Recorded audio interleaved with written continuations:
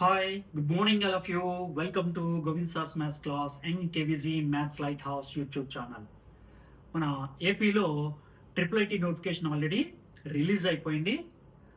మే 1 నుంచి మనం అప్లై చేసుకోవచ్చు. మే 30th వరకు అప్లై చేసుకోవచ్చు. అంటే ఈ మంత్ ఎండింగ్ వరకు అప్లై చేసుకోవడానికి అవకాశం ఉంది. ఈ ట్రిపుల్ ఐటీకి ఆన్లైన్లో అప్లై చేయాల్సి ఉంటుంది. దీనికి కొన్ని డీటెయిల్స్ కావాలి, కొన్ని డాక్యుమెంట్స్ని ఆన్లైన్లో అప్లోడ్ చేయాలి. అయితే ఏ డీటెయిల్స్ కావాలి, ఏ డాక్యుమెంట్స్ అప్లోడ్ చేయాల్సి ఉంటుంది అనే విషయంలో చాలామంది పిల్లలకి అవగాహన లేదు. సో వాళ్ళందరికీ అవగాహన కలిగించడం కోసం ఈ వీడియో చేస్తూ ఉన్నాను.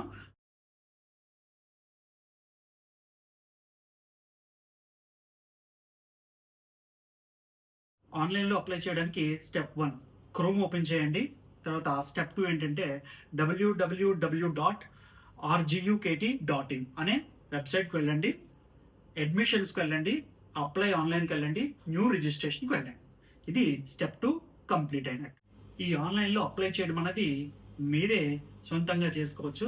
కానీ నా సజెషన్ ఏంటంటే మీరు ఏ స్కూల్లో అయితే చదివారో ఆ స్కూల్ టీచర్స్ యొక్క హెల్ప్ తీసుకోండి, లేదా నెట్ సెంటర్కి వెళ్ళి ఆ నెట్ సెంటర్ ద్వారా అప్లై చేయండి. అప్పుడు ఎలా ఫిల్ చేయాలి అనేది వాళ్ళు చూసుకుంటారు.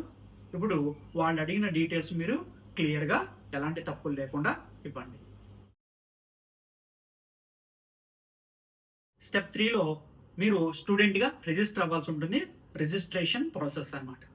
ఇది నెట్ సెంటర్ వాళ్ళు చేస్తారు కాబట్టి మీరు వాళ్ళు అడిగిన డీటెయిల్స్ ఇస్తే చాలు. ఇప్పుడు వాళ్ళు ఏ డీటెయిల్స్ అడుగుతారంటే ఎస్ఎస్సి, హాల్ టికెట్, అలాగే మీ ఆధార్ నెంబరు, మీ date of birth, mobile number, అలాగే ఈమెయిల్ ఐడి.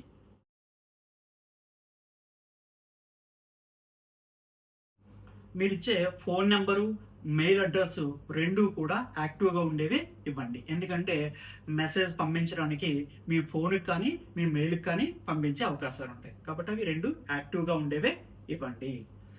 అలానే స్టూడెంట్స్ మెయిల్ అడ్రస్ లేకపోతే, మెయిల్ ఐడి లేకపోతే క్రియేట్ చేసుకొని రెడీగా ఉండండి.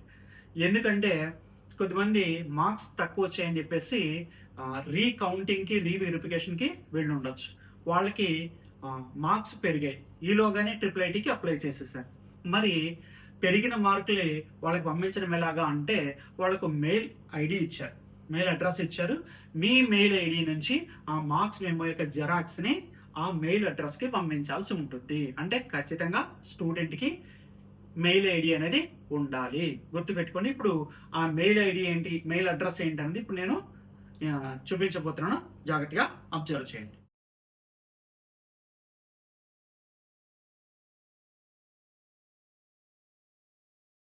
ఈ 5 డీటెయిల్స్ ఇచ్చేసిన తర్వాత మీరు పాస్వర్డ్ని క్రియేట్ చేసుకోవాల్సి ఉంటుంది. అందువల్ల ముందే రెడీ చేసి పెట్టుకోండి. అంటే 8 క్యారెక్టరిస్టిక్స్తో. అందులో నంబర్స్ ఉండొచ్చు, లెటర్స్ ఉండొచ్చు, సింబల్స్ కూడా ఉండొచ్చు. వీటితో ముందే రెడీ చేసి పెట్టుకోండి. లేదా ఈ విషయంలో నెట్ సెంటర్ వాళ్ళు హెల్ప్ చేస్తారు. వాళ్ళు క్రియేట్ చేసినటువంటి ఈ పాస్వర్డ్ని మీరు ఒక దగ్గర జాగ్రత్తగా రాసుకోండి. తర్వాత ఉపయోగించాల్సి ఉంటుంది. పాస్వర్డ్ క్రియేట్ చేసిన తర్వాత కన్ఫర్మ్ చేస్తారు. ఓటీపీ వెరిఫికేషన్ అయిపోతుంది. అప్పుడు రిజిస్ట్రేషన్ని సబ్మిట్ చేస్తారు. అంటే యాజ్ ఎ స్టూడెంట్గా నీ రిజిస్ట్రేషన్ కంప్లీట్ అయ్యింది. స్టూడెంట్ రిజిస్ట్రేషన్ అయిపోగానే మీకు ఒక ఐడి జనరేట్ అవుతుంది. సో తర్వాత ఈ ఐడి, పాస్వర్డ్ అనేవి కీ రోల్ ప్లే చేస్తాయి కాబట్టి వాటిని తర్వాత ఉపయోగించాల్సి ఉంటుంది. కాబట్టి వీటిని జాగ్రత్తగా ఒక దగ్గర రాసి ఉంచండి. ఇప్పుడు స్టెప్ 4 ఫిల్లింగ్ అప్లికేషన్ ఫామ్. అయితే ఈ అప్లికేషన్ ఫామ్ ఫిల్ చేసేటప్పుడు డైరెక్ట్గా ఓపెన్ అవ్వచ్చు, లేదా ఒక్కొక్కసారి మీకు వచ్చినటువంటి ఐడి, క్రియేట్ చేసినటువంటి పాస్వర్డ్ని ఎంటర్ చేస్తే అప్పుడు ఓపెన్ అవ్వచ్చు. ఓపెన్ అయిన తర్వాత మీ పర్సనల్ డీటెయిల్స్ని ఇవ్వాల్సి ఉంటుంది. ఇప్పుడు ఆ పర్సనల్ డీటెయిల్స్ ఏంటి అనేది ఒక్కొక్కటి అబ్జర్వ్ చేయండి. ఆ డీటెయిల్స్ని మీరు ఒక పేపర్ మీద రాసి సిద్ధంగా ఉంచుకోండి. నెట్ సెంటర్ వాళ్ళు అడిగిన వెంటనే ఆ డీటెయిల్స్ 1 by 1 మీరు ఈజీగా చెప్పొచ్చు, తప్పులు లేకుండా.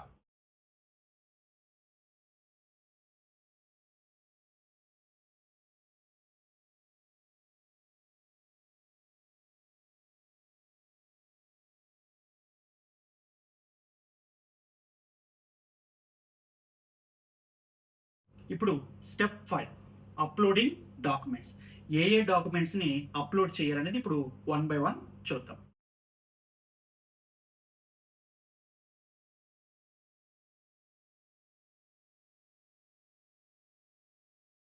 ఏ ఏ డాక్యుమెంట్స్ అవసరమో చూసారు కదా. ఇందులో 9 నుంచి 13 వరకు ఉండేవి మీకు అప్లికేబుల్ అయితేనే ఆ డాక్యుమెంట్స్ సిద్ధం చేసుకోండి. లేకపోతే అవి అవసరం ఉండదు. మిగతావి అంటే ఈ 9 నుంచి 13 వరకు తప్పించి మిగతా అన్ని డాక్యుమెంట్స్ ప్రతి ఒక్కరికి కూడా అవసరమే. వీటన్నిటిని సిద్ధం చేసుకోండి. అయితే వీటిలో సపోజ్ బీసీ, ఎస్సీ, ఎస్టీ ఈ విభాగాలకు చెందిన వాళ్ళైతే వాళ్ళకి క్యాస్ట్ సర్టిఫికేట్ చాలా అవసరం. ఓసీ వాళ్ళకైతే అవసరం లేదు. ఇప్పుడు మరి వీళ్ళు ఈ క్యాస్ట్ సర్టిఫికేట్ 2026లో చేసుకున్న కొత్తది అయి ఉండాలి. కాబట్టి కొత్త క్యాస్ట్ సర్టిఫికేట్ కోసం ఖచ్చితంగా అప్లై చేయండి. అలానే మరి సీట్ అలాట్ అవ్వడంలో మీ కేటగిరీ రిజర్వేషన్ అనేది మీకు హెల్ప్ అవుతుంది. కాబట్టి ఈ సర్టిఫికేట్ చాలా అవసరం. ఇంకా ఇన్కమ్ సర్టిఫికేట్ అంటే ఈ ఇన్కమ్ సర్టిఫికేట్ కూడా మీకు ఫీజు రీఎంబర్స్మెంట్లో హెల్ప్ అవుతుంది. కాబట్టి ఇన్కమ్ సర్టిఫికేట్ కూడా చాలా అవసరం. ఇది కూడా 2026లో చేసుకున్నటువంటి కొత్తదే అయి ఉండాలి. కాబట్టి దీన్ని కూడా అప్లై చేయండి, సిద్ధం చేసుకోండి. ఈడబ్ల్యూఎస్ అంటే ఎకనామికల్లీ వీకర్ సెక్షన్. ఓసీఐ అండి ఎవరికైతే తక్కువ ఇన్కమ్ ఉంటుందో వాళ్ళు ఈ ఈడబ్ల్యూఎస్కి అప్లై చేయొచ్చు. వాళ్ళు అప్లై చేసి ఆ సర్టిఫికేట్ని రెడీ చేసుకోండి. మిగతా వాళ్ళకి ఇది అవసరం లేదు. ఇక స్టెప్ 6 వెరిఫైయింగ్ ఎస్ఎస్సి మార్క్స్. ఈ విభాగంలోకి వెళ్ళగానే మీ హాల్ టికెట్ కొడితే ఆల్రెడీ మీ 10th క్లాసు మార్క్స్ అన్ని కూడా అక్కడ డిస్ప్లే అవుతాయి. అవి కరెక్ట్గా ఉన్నాయో చెక్ చేసుకోండి. ఒకవేళ డిస్ప్లే అవ్వలేదు అనుకోండి, మాన్యువల్గా సబ్జెక్ట్ వైజ్ మార్క్స్ ఎంట్రీ చేయండి జాగ్రత్తగా.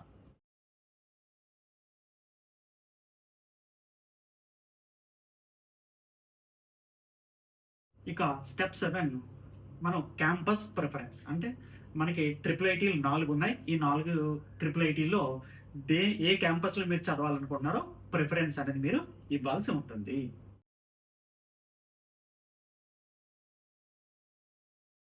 క్యాంపస్ని సెలెక్ట్ చేసుకునే ముందు లోకల్, నాన్ లోకల్ అనే విషయంలో క్లారిటీ తెచ్చుకోండి. ఇక్కడ మనకి శ్రీకాకుళం, నూజివీడు ఈ 2 క్యాంపస్లు తీసుకున్నట్లయితే వీటికి సంబంధించి 11 జిల్లాల వాళ్ళు ఈ 2 క్యాంపస్లకి లోకల్ అవుతారు. అంటే ఆంధ్ర యూనివర్సిటీ పరిధిలో వాళ్ళనమాట వీళ్ళంతా. కాబట్టి వీళ్ళందరికీ 85% రిజర్వేషన్ ఉంటుంది. అంటే 85% సీట్స్ ఈ లోకల్ స్టూడెంట్స్కి ఇవ్వడం జరుగుతుంది. మరి అదర్ డిస్ట్రిక్ట్స్ అంటే ఈ 11 జిల్లాల వాళ్ళు కాకుండా మిగతా జిల్లాల వాళ్ళు ఈ క్యాంపస్లో సీట్ సాధించాలి అంటే టాప్ 15%లో ఉండాలి. అంటే టాప్ 15లో ఉంటేనే వాళ్ళు సీటు పొందగలరు. కాబట్టి అప్లై చేసుకునేటప్పుడు మీరు లోకల్ ఎక్కడైతే ఉంటుందో ఆ లోకల్లో ఉన్న క్యాంపస్కి ప్రిఫర్ చేయండి. ఇప్పుడు అదేంటో ఒక్కొక్కటి చూద్దాం.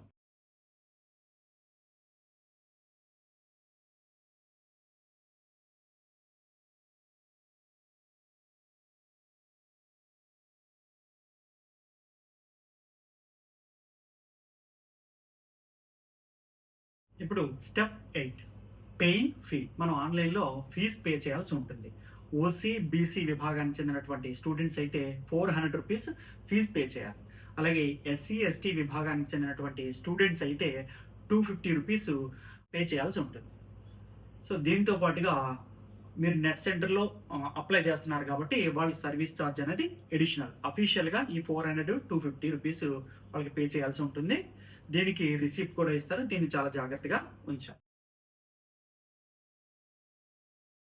ఇక అతి ముఖ్యమైన స్టెప్ వచ్చేసాం. Step 9 submitting application. అంటే ఇక డీటెయిల్స్ అన్ని మనం ఫిల్ చేసేసాం. ఇప్పుడు సబ్మిట్ చేసేస్తాం. అయితే సబ్మిట్ చేసే ముందు మీ డీటెయిల్స్ అన్ని చక్కగా ఉన్నాయో లేదో ఒకసారి వెరిఫై చేసుకోండి. అప్పుడు సబ్మిట్ కొట్టేస్తే దాని తర్వాత మీకు నెక్స్ట్ స్టెప్ 10 ఏంటంటే డౌన్లోడ్ అండ్ ప్రింట్. సో దాన్ని డౌన్లోడ్ చేసుకోండి. తర్వాత ప్రింట్ తీసుకోండి. ప్రింట్ ఏంటి, అప్లికేషన్ ఫాము, తర్వాత ఫీ రిసిప్ట్. ఇవి 2 కూడా మీ ప్రింట్ మీ దగ్గర రెడీగా ఉంచుకోండి. తర్వాత మీకు చాలా యూజ్ అవుతుంది. నెక్స్ట్ స్టెప్ ఏంటి, మీకు సెలక్షన్ లిస్ట్ పెడతారు. అంటే స్టెప్ 11 ఏంటంటే తర్వాత ఈ ప్రాసెస్ అంతా తర్వాత జరుగుతుంది. స్టెప్ 11 మీకు మెరిట్ లిస్ట్ పెడతాడు. దాని తర్వాత మెరిట్ లిస్ట్లో ఎవరి పేర్లు అయితేనే వాళ్ళందరికీ సర్టిఫికేట్లు వెరిఫికేషన్ చేస్తాడు. ఆ తర్వాత మనకి అడ్మిషన్ అనేది రావడం జరుగుతుంది.